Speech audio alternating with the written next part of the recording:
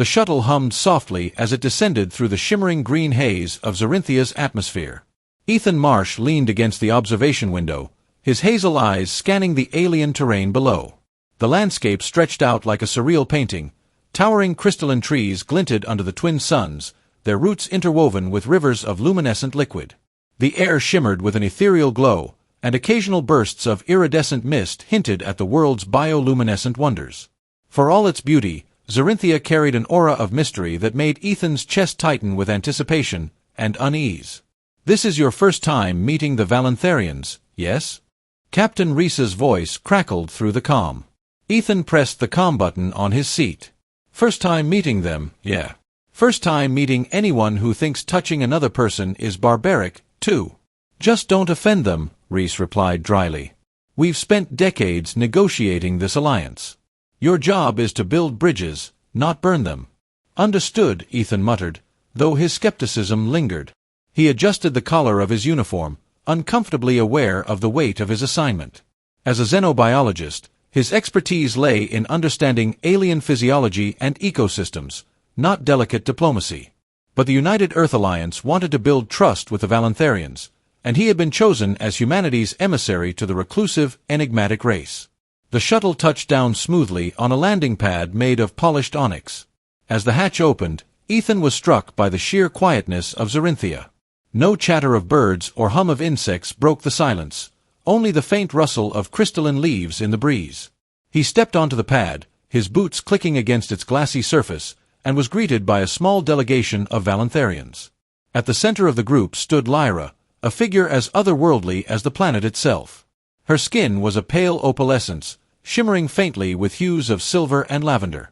Her long silken hair fell like liquid starlight down her back, and her eyes, large and glass-like, held an unsettling clarity as though they could see straight through him.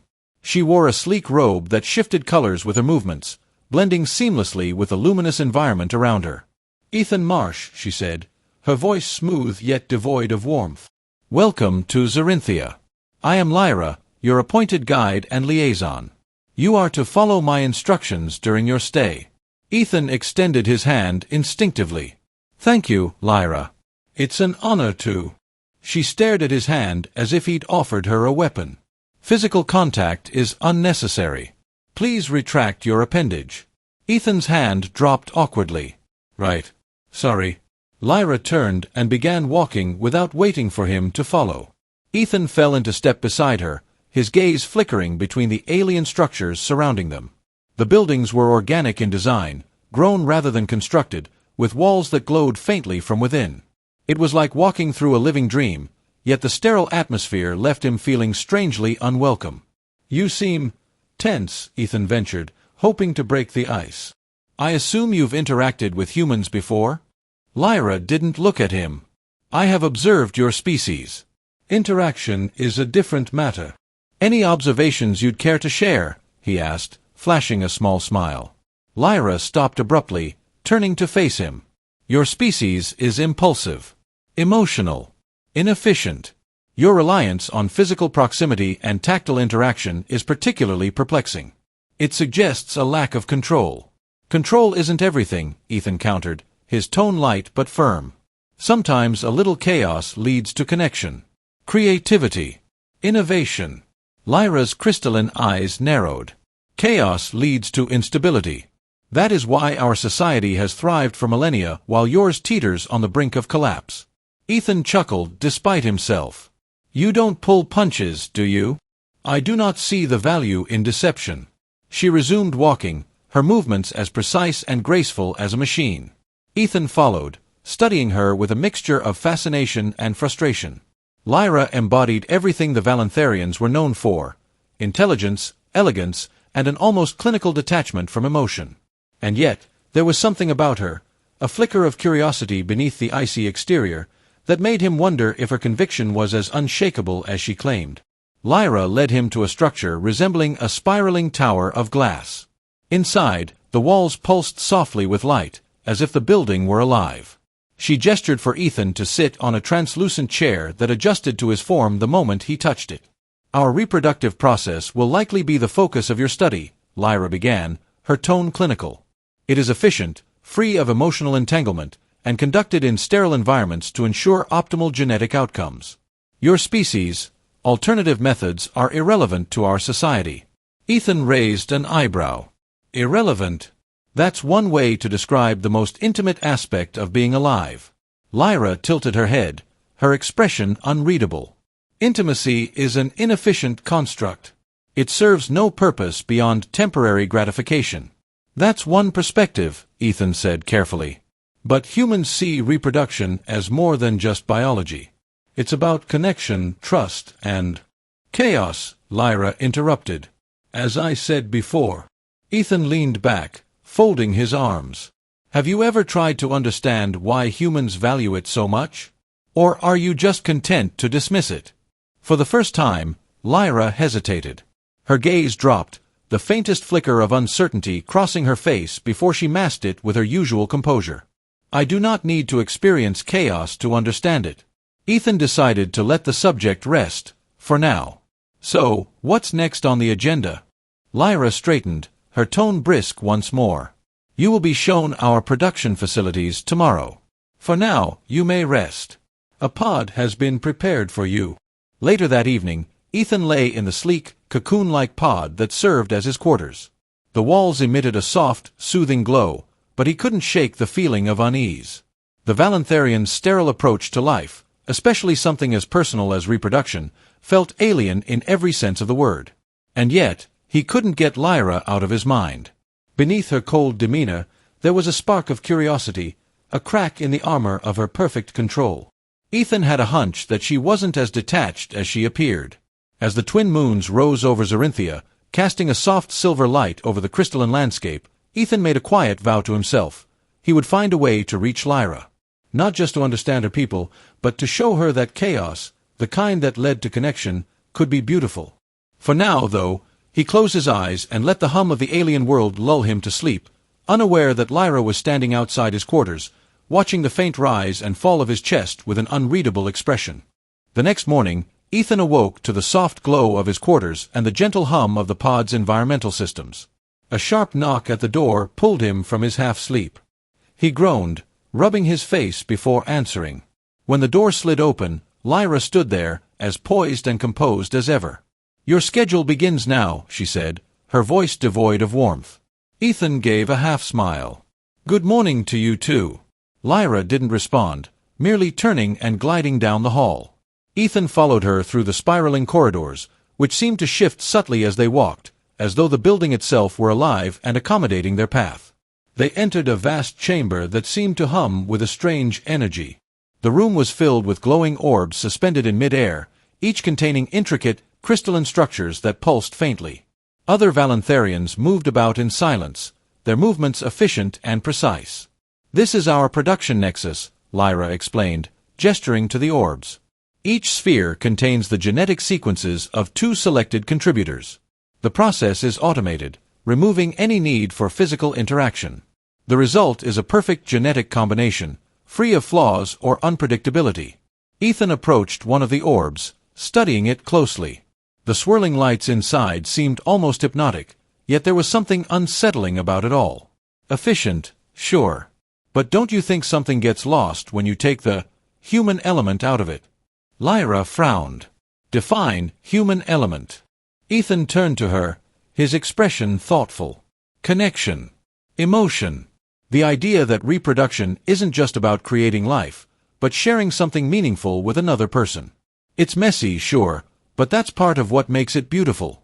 Lyra's crystalline eyes narrowed. Beauty is irrelevant. Function is paramount.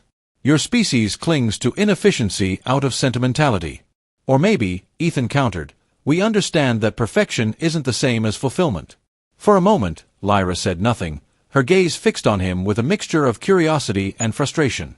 Then she turned abruptly. You were brought here to observe, not to critique. Follow me. The rest of the day passed in a whirlwind of demonstrations and explanations. Lyra guided Ethan through various facets of Valantharian society, each more sterile and detached than the last. Every aspect of their lives seemed designed to minimize emotional entanglement. Their social interactions were formal, their art was abstract and devoid of personal expression, and their technology functioned with a precision that left no room for error or creativity. By the time the day ended, Ethan's head was spinning. He returned to his quarters, expecting to collapse into his pod and lose himself in sleep.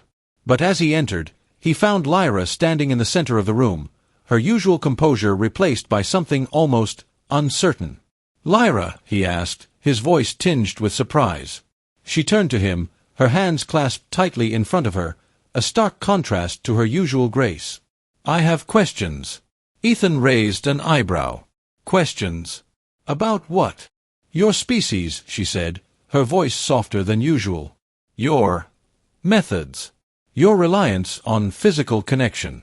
It is illogical, yet you speak of it with such conviction. I wish to understand." Ethan leaned against the wall, crossing his arms. "All right. Ask away." Lyra hesitated, as if choosing her words carefully. "When you speak of connection, what do you mean? Is it merely a physical exchange, or is there something more?" "It's definitely more," Ethan replied, his tone thoughtful. "Connection is about trust, vulnerability, and mutual understanding. Physical touch is just one way we express that, but it's the emotional bond that really matters." Lyra tilted her head, her gaze probing. "And this emotional bond, it is necessary for reproduction?" "Not strictly necessary," Ethan admitted. "But it makes the experience richer, more meaningful. It's about creating something together, not just biologically, but emotionally." Lyra's eyes flickered with an emotion Ethan couldn't quite place. "Emotion is unpredictable. It cannot be measured or controlled. How can it be trusted?" "That's the point," Ethan said, stepping closer. "You don't control it. You embrace it. You take the risk because the reward is worth it." For a moment, the room was silent. Lyra's gaze dropped to the floor, her hands fidgeting, a small, almost imperceptible gesture that betrayed her inner turmoil. "I have never experienced what you describe," she admitted quietly. Ethan's heart softened at the vulnerability in her voice. "Maybe you've never had the chance."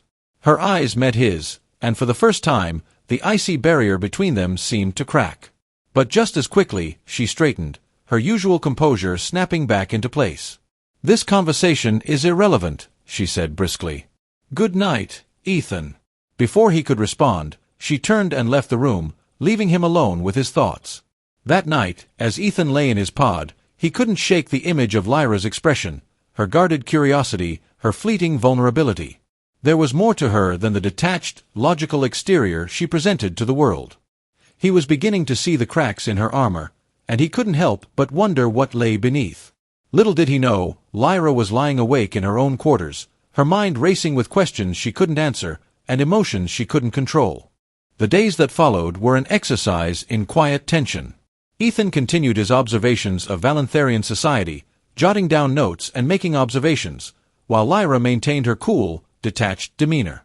Yet, beneath her crystalline gaze, Ethan sensed a storm brewing. Questions lingered in her eyes, even if her words remained precise and measured. It was late in the evening when the tension finally snapped. Ethan was in the Arboretum, a sprawling, glass-domed space filled with alien flora that glowed softly in the low light. He often retreated here after the day's formalities, finding solace in the quiet hum of life. Tonight, he was leaning against the trunk of a massive tree whose translucent leaves shimmered with an iridescent light. His datapad lay forgotten beside him as he gazed up at the stars visible through the dome. The sound of footsteps drew his attention. He turned to find Lyra standing at the edge of the clearing, her pale features illuminated by the glow of the plants around her. For once, she wasn't wearing her formal robes. Instead, she was dressed in a simple, flowing garment that accentuated her delicate, ethereal beauty. "I didn't expect to see you here," Ethan said, sitting up straighter. Lyra hesitated, her fingers brushing against the bark of a nearby tree. "I needed a place to think," she admitted, her voice softer than usual. Ethan gestured to the space beside him. "Plenty of room. Care to join me?" She hesitated for a moment before crossing the clearing and sitting down beside him. For a while, they sat in silence, the only sounds the faint rustle of leaves and the distant hum of machinery. "I've been reviewing our conversations," Lyra said finally, breaking the silence. "Your perspective on connection and emotion. It is troubling." Ethan chuckled. Not exactly the word I was hoping for. I do not mean it in a negative sense, she clarified. It is troubling because it challenges everything I have been taught. In Valentherian culture, emotion is seen as a weakness, a distraction. Yet you speak of it as though it is a strength.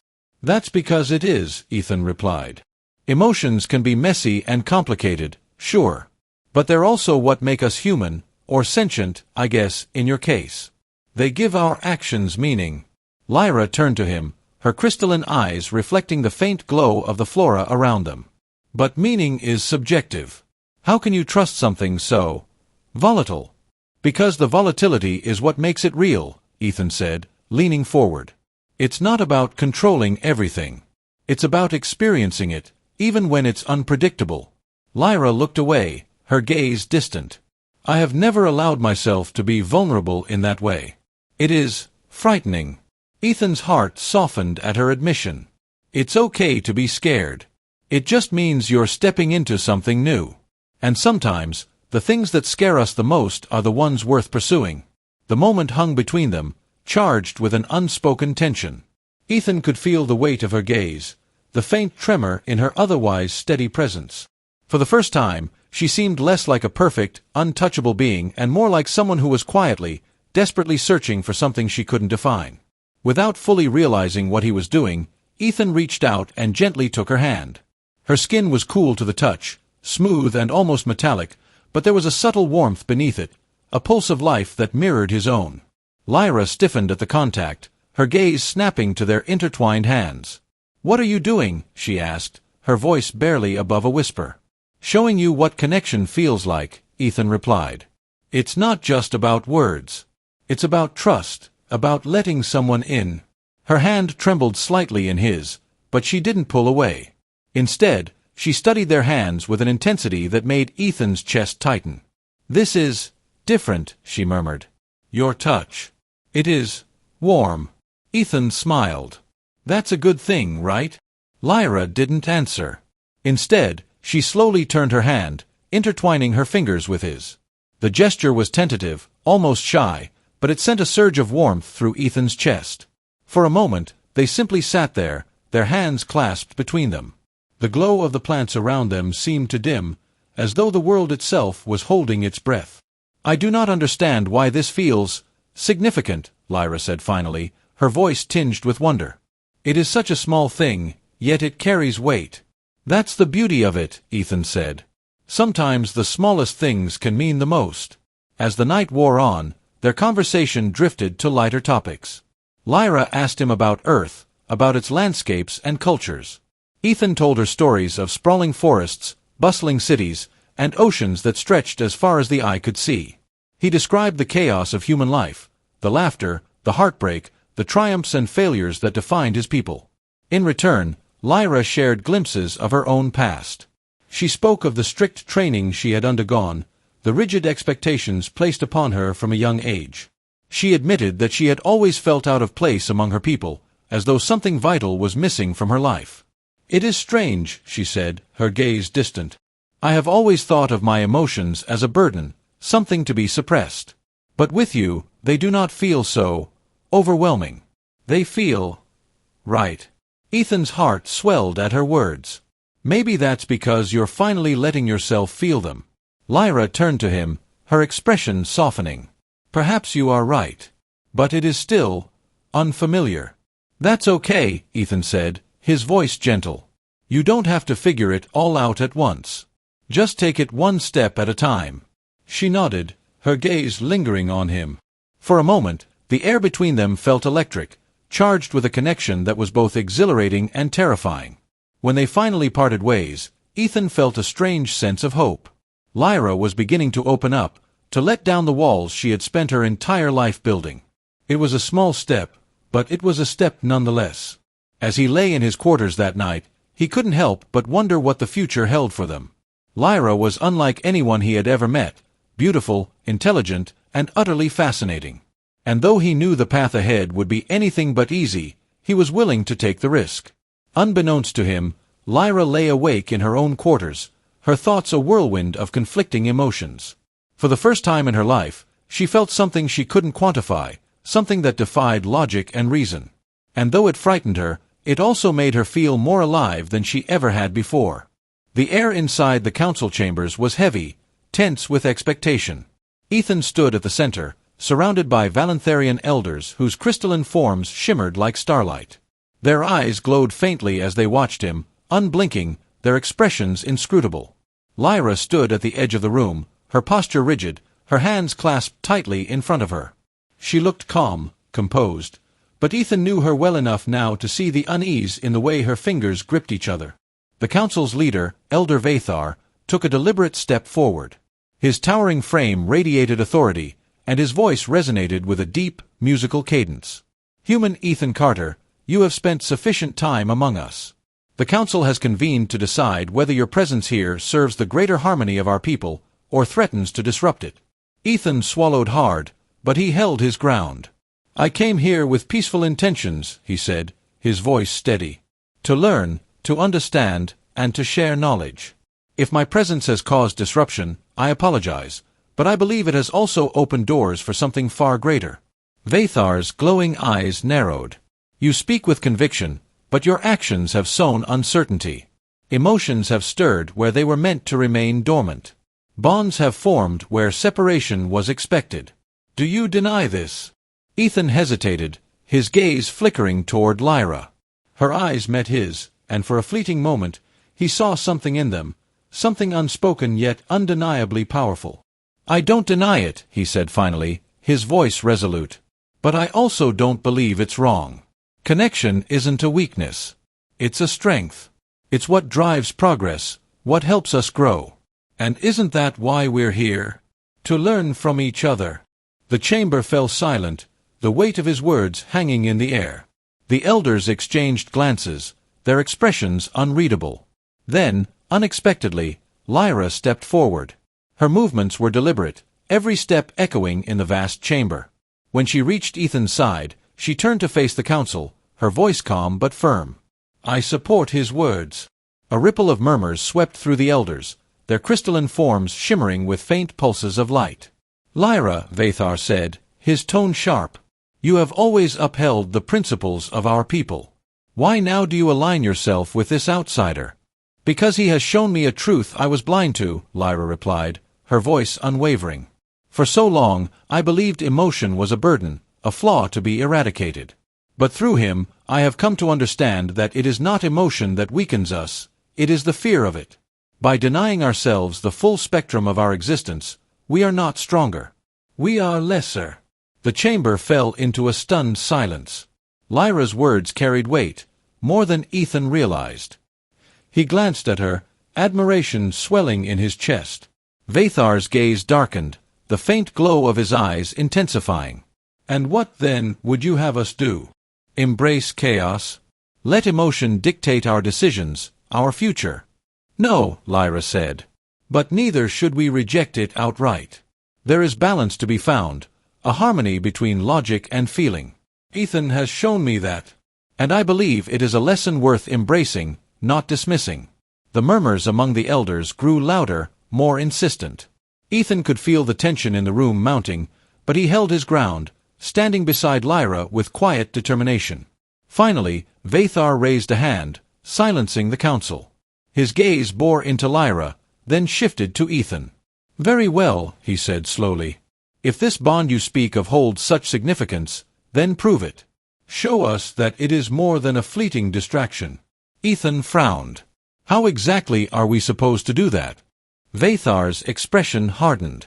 "The proving grounds." The proving grounds turned out to be a cavernous arena deep beneath the council chambers, its walls carved from glimmering crystal. The air was thick with energy, a palpable hum that resonated in Ethan's bones. At the center of the space was a platform, surrounded by glowing glyphs that pulsed in rhythm with his heartbeat. Vathar's voice echoed through the chamber. "The proving grounds will test the strength of your bond, your ability to endure together. If you fail, you will be banished from Valentherian society. If you succeed, we will reconsider our stance." Ethan glanced at Lyra, his pulse quickening. "No pressure, huh?" Lyra's lips twitched into the faintest semblance of a smile. "I have faith in us." They stepped onto the platform together, and the glyphs flared to life, bathing them in a radiant light. Ethan felt a sudden pull, as though the energy around them was sinking into his skin, probing his very soul. And then it began. The first trial was a test of unity. The platform shifted beneath them, becoming a labyrinth of shifting walls and obstacles. Ethan and Lyra had to move in perfect sync, anticipating each other's movements and decisions. It was disorienting at first, but as they worked together, they found a rhythm, a silent communication that transcended words. The second trial was a test of vulnerability.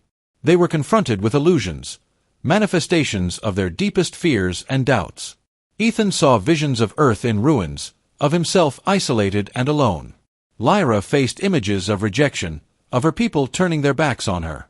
But they stood by each other, grounding one another with their presence. The final trial was a test of trust. They were separated, each placed in a chamber that seemed to stretch infinitely. Voices whispered doubts, urging them to abandon the other, to save themselves. But Ethan held on to Lyra's words, her faith in him. And when they were finally reunited, their bond felt stronger than ever. When they emerged from the proving grounds, bruised but unbroken, the council was waiting. Vathar's gaze was unreadable as he regarded them, his crystalline form shimmering faintly. "You have proven your bond," he said at last.